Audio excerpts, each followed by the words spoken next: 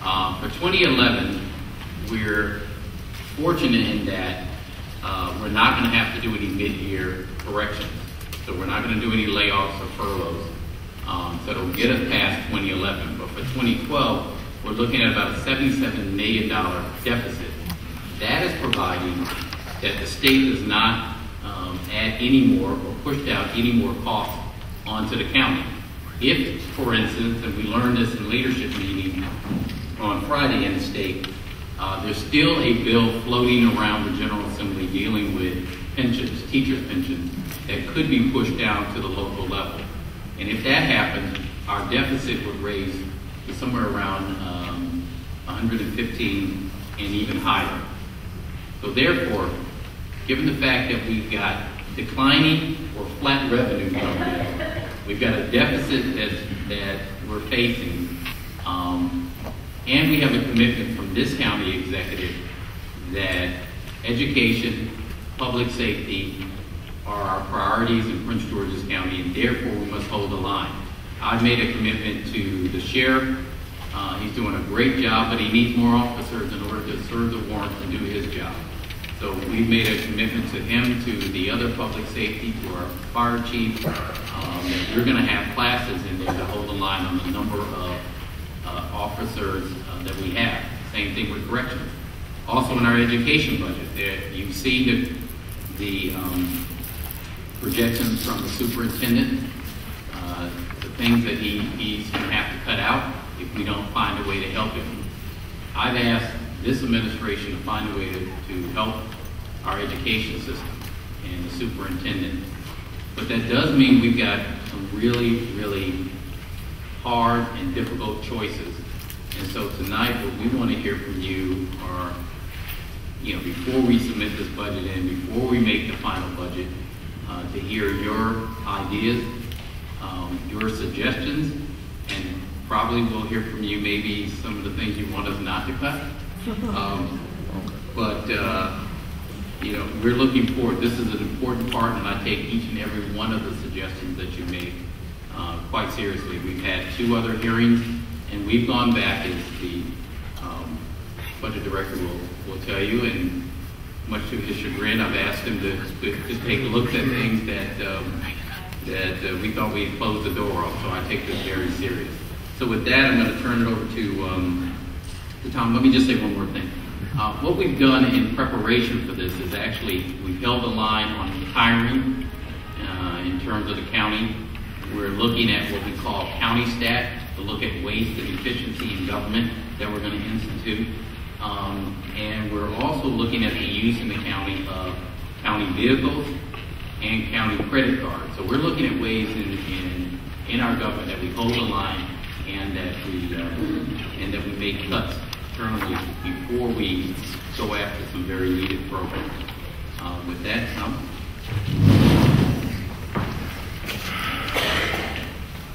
Good evening, everybody. Thank you for coming out. It's good to be back here. I was budget director from 2003 to 2006. And this has always been one of our better turnouts of all public hearings, so it's good to be back and get your input. Janice, you can jump to that.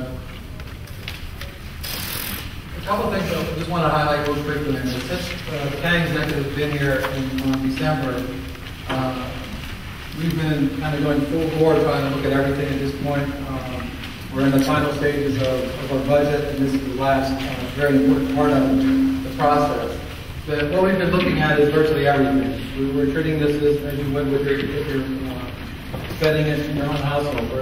We're looking at contracts, we're looking at travel, we're looking virtually at every penny that we're spending as a government and seeing what service delivery we're getting. One of the big items that we've taken a serious look at is we have in excess of $10 million in leases. Given the economy the way it is, we're seriously looking at trying to create some savings there and make sure that we're maximizing our space that we have our various departments in. And also, we've been taking a serious look at contracts. That's one of our bigger items that we've been scrutinizing since December, since we've been here. On slide 8, one thing I wanted to highlight was to make sure, and this is one of the executives, I think ingrained in all the department heads in here, is county staff, which is a spinoff of similar city staff in Baltimore City and Washington, D.C., is to make sure that what we're doing as a government is the most efficient, most effective, and in particular, the best use of I'm part of the county, and I want to say that I've lived in this county for close to 30 years. I've raised 3 children who've all been through Prince George's County Public Schools, received a very fine education, and I want to talk about education, but I want to talk about a special kind of education, and that's environmental education. We provide environmental education experiences for Prince George's County children for over 40 years, and it is a life-changing experience for children. They learn to, not only they learn a whole lot of science connections, but they learn how to connect to their environment, and it is a wonderful experience for them. We've been doing this for a very long time, and I'm very pleased that you have education so high on your priority list. Unfortunately for us, our educational facility, our building, is very decrepit, and it needs to be replaced. So we are requesting assistance from Prince George's County as well as other sources to try to replace our building. When we started to realize that we needed to replace our building, we also started thinking about what is so special about Prince George's County. We have a very special site, and many of you may have visited us either with the school groups or maybe our Oktoberfest or Spring Farm Festival. But one thing that we really believe in is the future. We believe in sustainability. So we have designed a building that is going to be in the forefront, and I would love to be able to get support from the county for this. So we're requesting $3 million, $1 million a year as an investment. I also was very pleased to see on page 3 that you said expand the county's economic base. Well, as a foundation, as an educational foundation, well known throughout the Washington area, we bring money into the county. In 2010, we brought in over $3 million in non-state funding, federal funding, foundation funding for the environmental education. So we do help and bring in a lot of resources into the county. So we sincerely hope that you can support us and we can become leaders in sustainable, environmental, wonderful examples for our county. Thank you.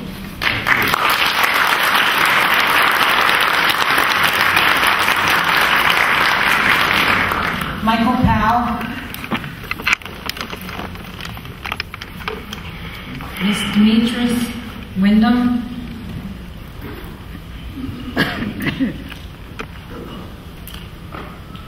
Good evening. My name is Demetrius Wyndham, and I'm here on behalf of the Friends of Oxon Hill Library. I've been involved with this group for the past 2 years.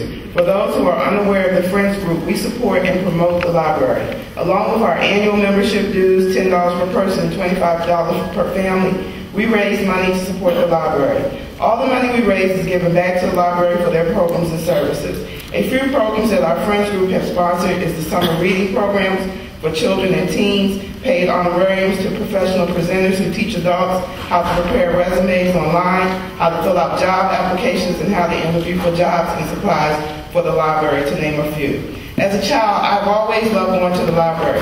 There's something about being around all those wonderful books, and once you open one and begin to read, you're taken away to someone else's world. The library is very important to our community, especially with the cuts to so many other children or family activities in our community.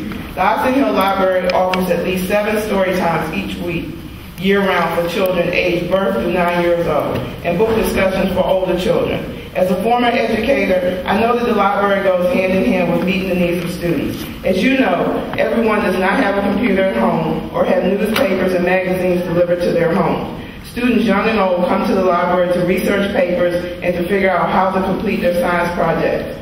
With the current job situation, many are using the library to search for jobs or use the career development software that's provided. With the awarding of an anti-game grant to the Oxon Hill Library, we are very excited about our new gaming equipment and laptops, which will allow us to host fun activities for teens, as well as offer job and college-related activities. It was a blow to the community when the library stopped offering Sunday hours, which leads to my reason for asking to speak. I'm concerned that once again, the library will be asked to reduce its hours or cut back on the number of staff currently working in the library. The library is already operating with frozen or vacant positions from past budget cuts. About a month ago, I arrived at the library about 5 minutes before it was scheduled to close, and to my surprise, there was probably 20 to 30 people waiting to enter the library. I sat in the reading room for about 30 minutes to finish a book that I was returning, and in that time, several patrons came through to read the paper, look at magazines. Many were our senior citizens. As a soon-to-be retired person, I'm looking forward to spending more time at my local library. To close, I would like to ask that when you begin the cutting process, remember that recently on a Saturday, close to 150 people came to Oxon Hill Library to attend the Franklin Woodson Talks, where they had an opportunity to engage in a panel discussion on the teachings and culture of African American history. And during that same time, over 200 people were attending a mortgage foreclosure workshop. Also remember our Sojourner Truth Room, where we have lots of materials. This is where citizens come who are writing or researching books or their family history, where young people from elementary to college age come to complete school projects. In this day and time, it's nice to know there's a place for people to go to be safe and be able to read and learn. Libraries aren't just for borrowing books or magazines anytime. It's critical. It's one of the few things that's still free. Thank you. Please do not cut the library budget. Thank you.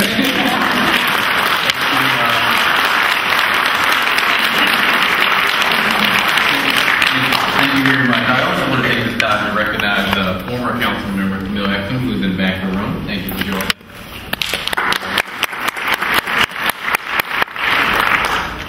Ms. Jones, Mock.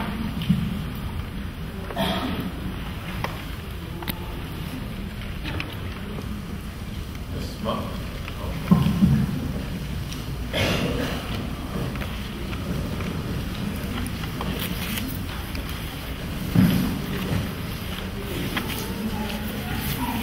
Hello, my name is Joan Smuck. I'm the president of the Friends of the Accokeek Library.